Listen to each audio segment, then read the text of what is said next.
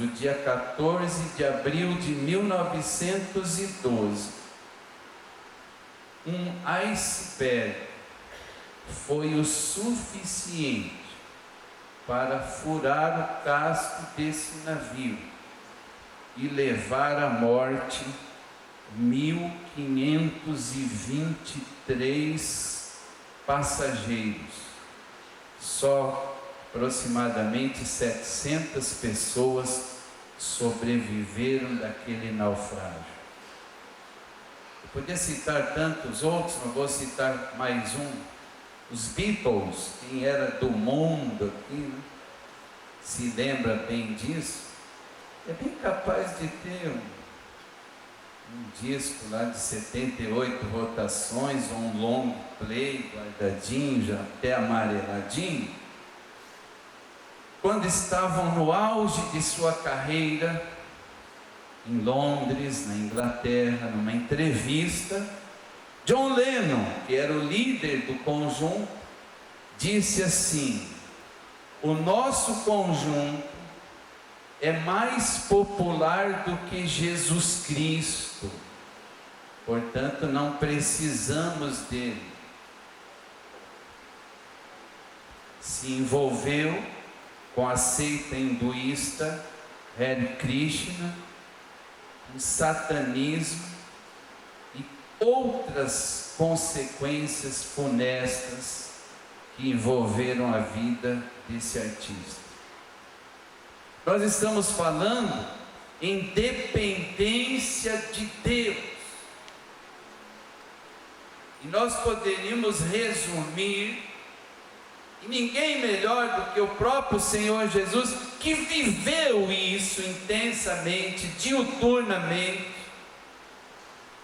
aproveitar o conselho que ele mesmo deu em São João 15:5. Sem mim, nada, absolutamente nada podeis fazer. Que Deus se digne nos ajudar a, nesta noite, se alguém ainda não atentou para isso, assumir um propósito de humildade diante do Senhor e viver a partir de hoje em plena dependência de Deus.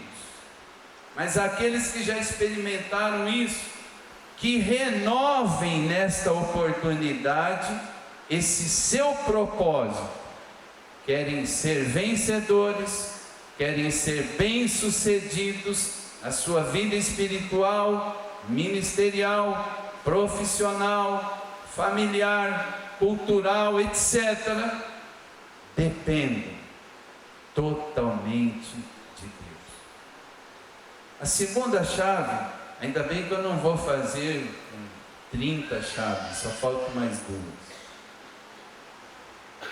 A segunda chave no nosso claviculário aqui está no capítulo 5, verso 30, do mesmo evangelho escrito por João. Notem a expressão de Jesus. Eu, aquele que disse: me dá todo o poder no céu e na terra. Eu não posso, mas Jesus dizer isso, eu não posso de mim mesmo fazer coisa alguma. Como ouço, assim julgo.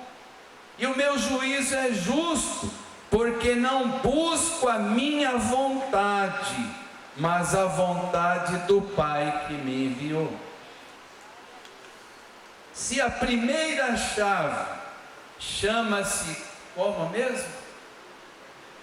Dependência do Senhor, a segunda chave chama-se obediência ao Senhor. Obedecer a Deus implica em uma outra série de obediências. Se nós tivéssemos um quadro aqui, iríamos fazer uma equação simples. Várias obediências somadas e tem como resultado obedecer a Deus.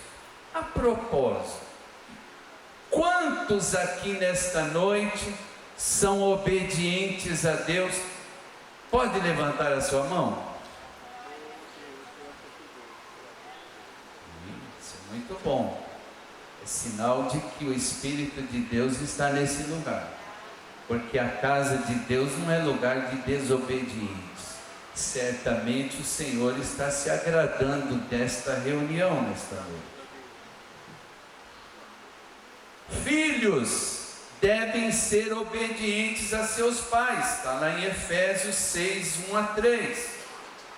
Servos, empregados, subordinados, devem obedecer aos seus senhores, patrões, chefes, superiores, Efésios 6, 5 a 8. Devemos obedecer às autoridades legalmente constituídas. Paulo escreveu lá em Romanos capítulo 13. Mas o escritor aos Hebreus, no capítulo 13, versículo 17, vai mais além dizendo: devemos obedecer aos nossos pastores. Não, mas agora eu tenho um canudo de teologia e eu agora conheço muito a palavra de Deus, e o pastor que se cuide comigo, porque agora ele tem que me tratar de forma diferente. Devemos obedecer a palavra de Deus. 1 Samuel 15, verso 22. O apóstolo Paulo obedeceu à voz do Senhor por ocasião da sua chamada, em Atos 26, 14 e 19. Ele disse que não foi desobediente à visão celestial. Será que há porventura alguém aqui neste santuário que Deus já te chamou, já mandou você fazer alguma coisa por diversas vezes e porventura você não obedeceu? Quem tem ouvidos, ouça o que o Espírito diz à igreja nesse momento. O pastor fez menção aqui. Gastou-se e deixou-se gastar pela pregação do Evangelho. Em Hebreus 11, 8, o escritor diz assim: pela fé, sendo chamado, Abraão obedeceu. Nós precisamos seguir o exemplo de Abraão, não somente na fé, pois ele é chamado de pai da fé, mas também seguir o seu exemplo no que diz respeito à obediência à voz de Deus. Nós podemos encerrar dizendo aqui, neste tema, ou nesta nota que estamos dando sobre a obediência ao Senhor, 1 Samuel 15, 22, a segunda parte que diz: eis que o obedecer é melhor do que o sacrificar. Vamos sair desta escola mais obedientes a Deus? Quem vai se propõe a fazer isso? Finalmente, no nosso claviculário, capítulo 5, versículo 20, está escrito o seguinte: porque o Pai ama o Filho e mostra-lhe tudo o que faz, e ele lhe mostrará maiores obras do que estas, para que vos maravilheis. Se Jesus deu o exemplo de depender de Deus, de seu Pai em tudo, demonstrou com a sua vida, o seu exemplo, as suas atitudes, obediência total a Deus, ele está dizendo que a última porta que vai nos levar diante do trono da graça chama-se intimidade com Deus. E Jesus possuía intimidade com seu Pai. Já começa em João capítulo 1, versículo 1. No princípio era o Verbo, e o Verbo estava com Deus. Esta palavra estava significa face a face, e o Verbo era Deus. E nessas palavras nós vemos mais do que uma mera presença, pois elas indicam a comunhão íntima entre Deus Filho e o Deus Pai. Gostaria de ficar com 2 textos bíblicos, caminhando para o encerramento dessa nossa palavra.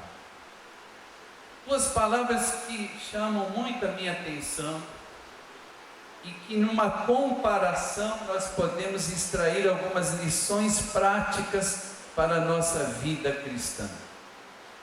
Em Mateus 19, verso 2 está escrito: grandes multidões seguiam a Jesus. O auditório e os formandos podem dizer comigo: grandes multidões seguiam a Jesus? Vamos lá?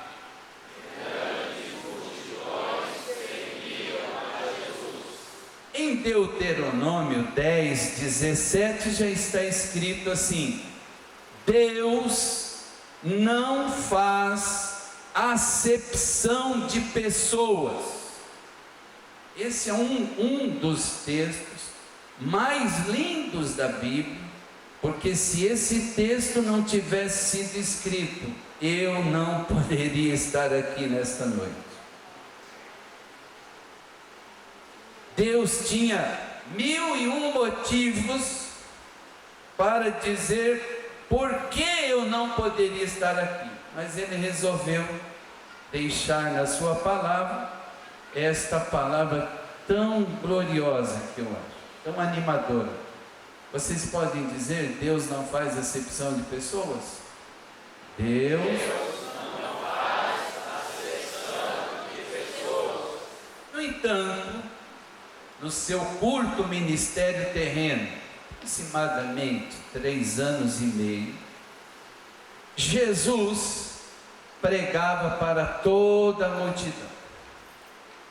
Ora, por força de, vamos dizer assim, de vida profissional, num período de minha vida, quando servi na Polícia Militar do Paraná, nos grandes ajuntamentos, a 3ª sessão, que é a sessão de planejamento, coloca uma estatística de quantas pessoas estão presentes no evento, para as medidas de segurança. E o cálculo dos organizadores de eventos é sempre maior. Olha, tivemos 1 milhão de pessoas no comício não sei de quem. Aí vem a polícia militar e diz assim: tinham 130 mil. Como é que se justifica isso? O cálculo observado é o seguinte: em pé, 4 pessoas por metro quadrado. Então eu pergunto: quantas pessoas constituem, ou de quantas pessoas se constitui uma multidão?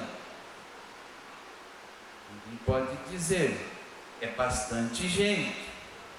Agora, o que eu não digo intriga, mas me causa assim curiosidade, pastor Antônio Gilberto, é que Mateus, que era versado em números e cálculos, era diria assim, um oficial do serviço público na área da fazenda, muito familiarizado com números, contas, coloca aqui que eram, no plural, grandes multidões.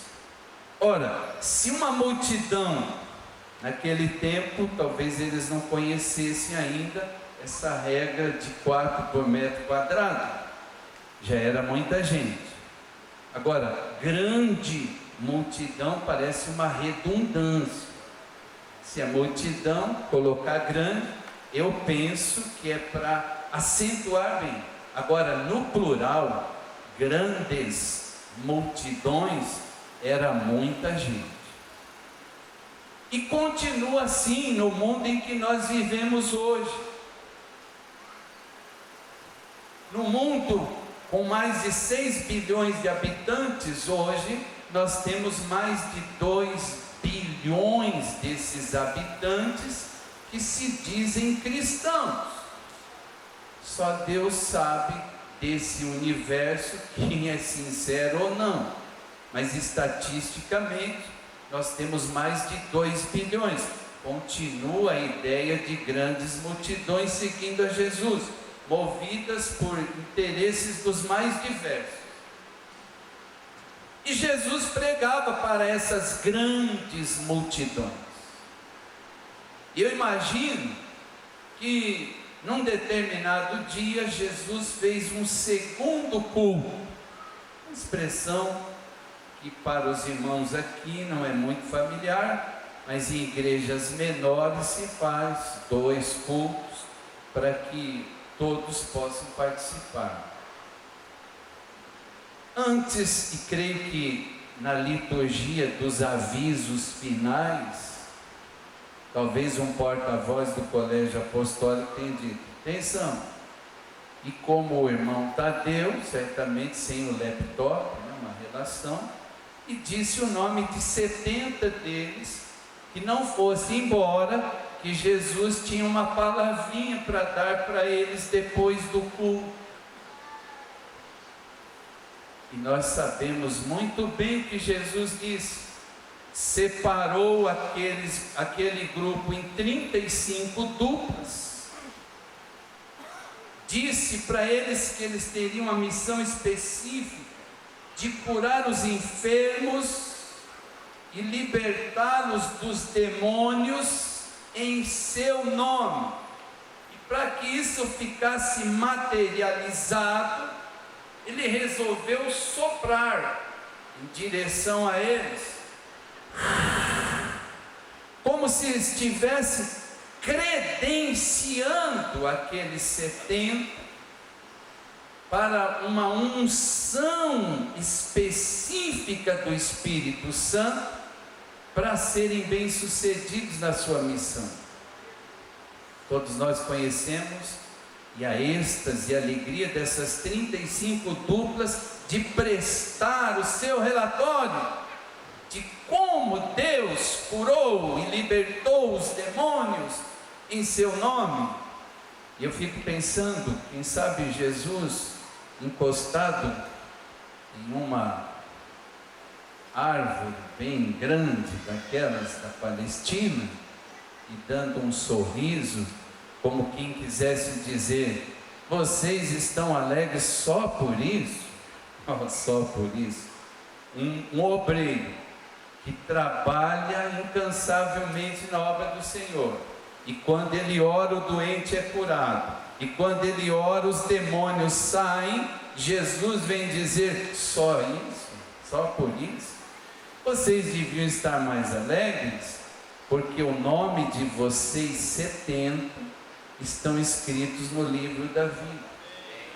Por que razão Jesus, quando estava pregando para as grandes multidões, não disse: olha, estou muito feliz, satisfeito, me sinto honrado por vocês virem de tão longe para ouvir os meus ensinamentos, e em recompensa eu quero dizer que o nome de todos vocês estão escritos no livro da vida? Por que só por 70? E esses 70 tinham mais intimidade com Deus do que o restante das grandes multidões. Mas mesmo nesse universo, ele compartilhou a sua vida particular apenas com 12, a quem os chamou de discípulos, e são os apóstolos do Senhor Jesus. Quando Jesus pregava para as grandes multidões,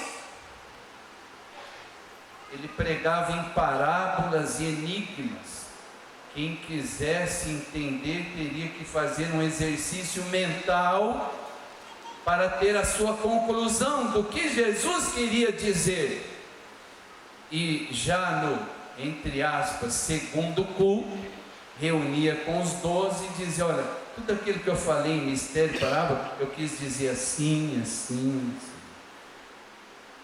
Porque eles tinham esse privilégio, a ponto de ser dito a eles que eles se assentariam em 12 tronos para, junto com Jesus, julgar as 12 tribos de Israel.